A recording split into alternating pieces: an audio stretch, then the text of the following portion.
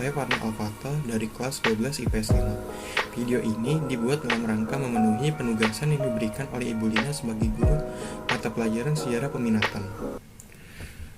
Saya akan menjelaskan latar belakang berdirinya Uni Soviet. Uni Soviet sendiri bermula dari Nikolai II, seorang penguasa asal Rusia yang diminta untuk mengundurkan diri pada Maret 1917 dalam Revolusi Rusia. Karena adanya polemik ikutsertaan Rusia dalam Perang Dunia Pertama, setelah itu pemerintah sementara Rusia pun mengambil alih sebelum akhirnya digulingkan oleh kaum Bolshevik melalui Revolusi Oktober pada 7 November 1917 yang dipimpin oleh Vladimir Lenin. Uni Soviet secara resmi berdiri pada bulan Desember 1922 yang masih dipimpin oleh Vladimir Lenin. Kebijakan pemerintahan Uni Soviet pada masa kepemimpinan Vladimir Lenin, Joseph Stalin, Nikita Khrushchev, Leonid Brezhnev, dan Mikhail Gorbachev. Vladimir Lenin lahir pada 22 April 1870 dan meninggal pada 21 Januari 1924. Ia adalah seorang tokoh revolusioner, komunis, politikus, dan teoretikus politik berkebangsaan Rusia. Nama Lenin sebenarnya adalah nama samaran yang diambil dari nama Sungai Lena di Siberia. Ia menjabat sebagai kepala pemerintahan Republik Sosialis Federasi Soviet Rusia dari tahun 1917 hingga kematiannya, dan juga sebagai kepala pemerintahan Uni Soviet dari tahun 1922 hingga akhir hayatnya. Lenin berhaluan politik Marxis dan telah ikut menyumbangkan gagasan politiknya dalam pemikiran Marxis yang disebut juga sebagai Leninisme. Gagasannya itu digabung dengan teori ekonomi. Marx dikenal dengan sebutan Marxisme-Leninisme. Vladimir Lenin telah membentuk Komintern Komunis Internasional pada tahun 1919 yang berfungsi memimpin partai komunis di seluruh dunia. 2. Pembentukan Uni Soviet. Pembentukan Uni Soviet bertujuan untuk menggabungkan beberapa negara kecil yang bersatu di bawah bendera Federasi Republik Soviet Sosialis Rusia, atau bisa kita sebut FRSSR. 3. Menerapkan sistem perekonomian komunis di mana semua hasil produksi baik industri maupun pertanian harus diserahkan kepada negara. Nantinya negara yang akan membagi-bagikan dengan adil. Selanjutnya ada Joseph Stalin. Lenin wafat pada tahun 1924 dan digantikan oleh Joseph Stalin. Pada masa kepemimpinannya, ia memodernisasi pertanian dengan program kolektivisasi yang dikenal ganas dan mengakibatkan banyak rakyatnya mati kelaparan. Dibuang ke kem-kem konsentrasi di Siberia atau ditembak mati oleh aparat pemerintah terutama NKVD. Stalin juga membunuh banyak orang yang dianggapnya sebagai pembangkang, terutama golongan militer. Pembersihan besar-besaran pada tahun 1937 adalah yang paling buruk. Selain itu, ia turut memperkasai industrialisasi Uni Soviet meski lebih ditunjukkan untuk kepentingan militer. Selanjutnya ada Nikita Khrushchev. Setelah Joseph Stalin wafat pada tahun 1953, Uni Soviet dipimpin oleh Nikita Khrushchev. Ia mengubah kebijakan Stalin yang terbilang kejam melalui proses destalinisasi dan berusaha untuk memperbaiki hubungan dari negara-negara barat. Kendati demikian, konfrontasi dengan negara barat tetap ada. Pada masa inilah terjadi perlombaan angkasa dan senjata nuklir. Selanjutnya ada Leonid Brezhnev. Setelah Nikita lengser, Uni Soviet dipimpin oleh Leonid Brezhnev. Pada masa ini, Leonid memulai politik detente yang bertujuan untuk mengurangi ketegangan dengan negara-negara barat. Meskipun demikian, Leonid tetap menyebarkan pengaruh Soviet dan mendukung salah satu pihak pro-komunisme, sosialisme atau anti-barat dalam konflik global dan perang saudara. Era Brezhnev ini juga dikenal sebagai masa stagnasi, di mana birokrasi Soviet yang kaku saat itu telah menghalangi inovasi dan pembaruan politik, ekonomi, dan teknologi. Kebijakan detente ini berakhir pada tahun 1980 saat terjadi perpecahan perang Soviet dan Afghanistan. Selanjutnya, Mikhail Gorbachev.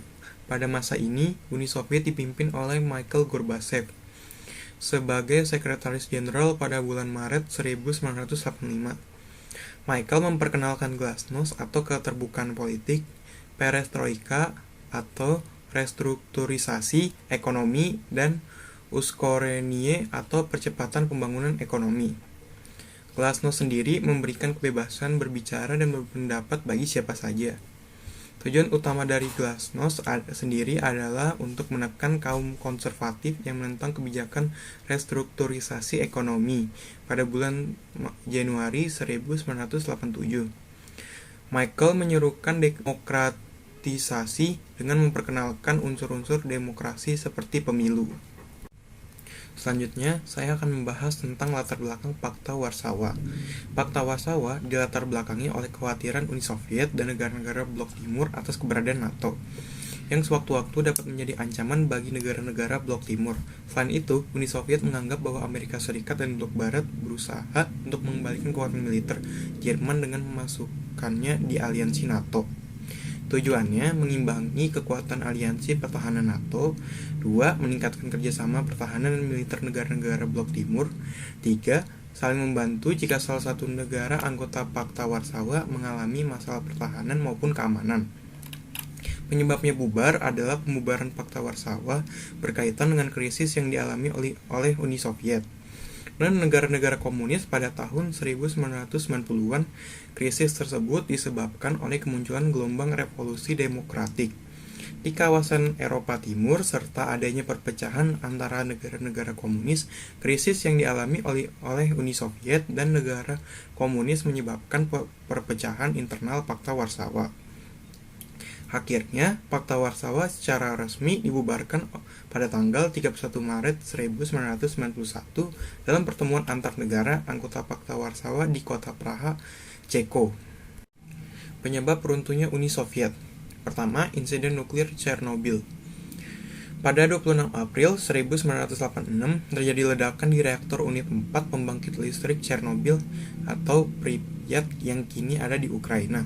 Ledakan dan kebakaran ini menyebabkan dampak radioaktif 400 kali bom di Hiroshima dan Nagasaki pada 1945. Kendati berbahaya dan melanggar doktrin Glasnost atau keterbukaan, Sekjen Partai Komunis Uni Soviet atau Communist Party of the Soviet Union, disingkat dengan CPSU, Michael Gorbachev memerintahkan para staf pemerintahan untuk tidak menyebarkan informasi bencana nuklir tersebut ke masyarakat dan ke mancanegara. 2. Masalah kebijakan ekonomi. Kendati memiliki kekuatan ekonomi terbesar kedua di dunia pada tahun 1990, Uni Soviet kekurangan barang konsumsi bertahun-tahun. Hal ini menjadikan ekonomi pasar gelap Uni Soviet setara dengan lebih 10% PDB resmi negara. Uni Soviet juga mengalami inflasi karena kenaikan upah didukung pencetakan uang. Di samping itu, penurunan tajam harga minyak membuat ekonomi Uni Soviet sebagai produsen minyak dan gas alam terpuruk. 3. Penguatan militer. Uni Soviet dipercaya meningkatkan pertahanan militer ketika Ronald Reagan menjadi Presiden Amerika Serikat. Peningkatan anggaran bagi riset dan pengembangan militer serta pertahanan saat itu dinilai tidak seimbang dengan peningkatan kekuatan ekonomi. Negara-negara pecahan Uni Soviet: 1. Rusia, 2. Azerbaijan, 3. Belarus, 4. Estonia, 5. Georgia, 6. Kazakhstan, 7. Kirgistan, 8. Latvia, 9. Lituania, 10. Moldova, 11. Tajikistan, 12. Turkmenistan, 13. Armenia, 14. Ukraina, 15. Uzbekistan. Terakhir, saya akan membahas tentang latar belakang Perang Rusia dan Ukraina. Perang Rusia dan Ukraina berawal dari hubungan Rusia dan Ukraina yang kembali memanas sejak 2014. Kala itu muncul revolusi penentang supremasi Rusia. Masa anti pemerintah berhasil melengsarkan mantan presiden Ukraina yang pro-Rusia, Viktor Yanukovych. Kerusuhan bahkan sempat terjadi sebelum berdamai di 2015 dengan kesepakatan Minsk. Revolusi juga membuka keinginan Ukraina bergabung dengan Uni Eropa atau UE dan NATO. Ini mengutip Al Jazeera, membuat Putin marah karena prospek berdirinya pangkalan NATO di sebelah perbatasannya. Hal ini juga didukung makin eratnya hubungan sejumlah negara Eropa Timur dengan NATO. Isu serangan bergulir sejak November 2021, sebuah citra satelit yang menunjukkan penumpukan baru pasukan Rusia di perbatasan dengan Ukraina. Di sisi lain, Rusia juga melakukan latihan militer besar-besaran sejak awal Januari 2022. Semua angkatan laut dikerahkan. Latihan ini juga dilakukan dengan di darat. Rusia bekerja sama dengan Belarusia, tetangga dekat sekaligus sekutunya. Rusia sendiri pun membantah akan menyerang kala itu, namun negeri itu mengajukan tuntutan keamanan yang terperinci kepada Barat. Salah satu poinnya meminta NATO menghentikan semua aktivitas militer di Eropa Timur dan Ukraina. Rusia meminta aliansi tersebut untuk tidak pernah menerima Ukraina atau negara-negara bekas Soviet lainnya yang sebagai anggotanya. Dampak perang Rusia dan Ukraina bagi Indonesia yaitu 1. Penurunan nilai tukar rupiah.